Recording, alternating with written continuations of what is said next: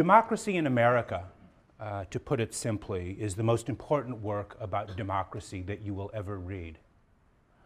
To compound the irony, the most famous book on American democracy was written by a French aristocrat who might have been deeply foreign, if not hostile, to the manners, customs, habits of a democratic society.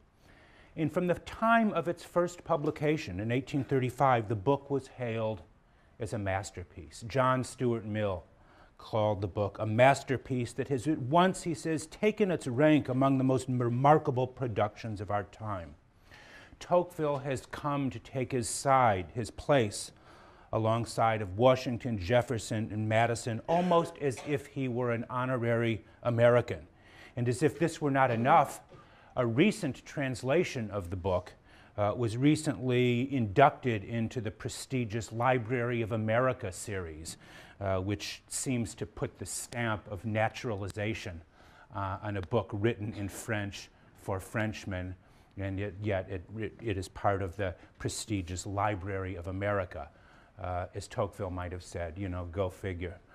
I don't know how to say that in French, actually, but there is a textbook image of Tocqueville, according to which he came to America as a kind of blank slate, and the experience of American democracy had a profoundly transformative influence over the young aristocrat. But nothing, I would suggest to you, could be further from the truth.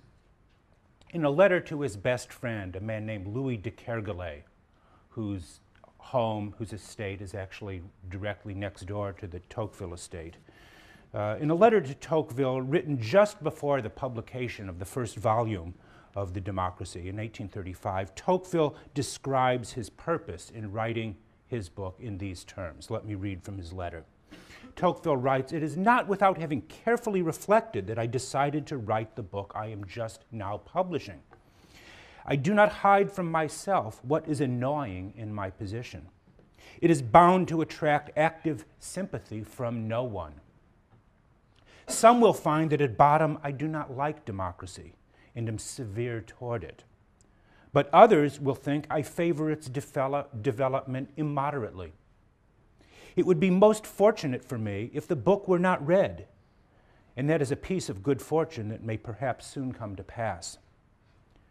I know all that, but here is my response. Nearly 10 years ago, I was already thinking about part of the things that I have just now set forth. I was in America only to become clear on this point. The penitentiary system was a pretext." So, 2 points, I think, bear comment about this remarkable statement of his purpose to his friend Kergolay.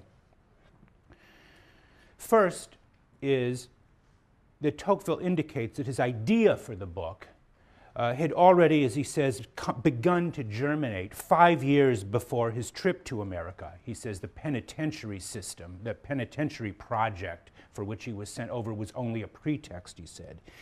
He already had begun to speculate on these themes, he says, 10 years before his trip. Now, if you do the math, when you consider that he was 30 years old in 1835 when the book was first volume was published, and he said he was speculating on these themes already 10 years before, it would seem that the germ of the idea for the book, the germ idea, the germ cell for the book, had occurred to Tocqueville when he was only 20 years old. That is to say, about the age that most of you are here. And he went to America only to confirm what he had begun to suspect when he was at the age of a contemporary undergraduate. Think of that. Get your idea now. Get it quickly. Then maybe you can write a famous book by the time you are 30. I have to tell you, it is way, way beyond that stage for me. Hobbes, however, did not write his masterpiece until he was 63. So there's still hope for some of us. Nevertheless, the second point I would make about that letter is that it is also clear that Tocqueville was writing his book not for the benefit of Americans, who you will discover he thought had little taste for philosophy, but for Frenchmen.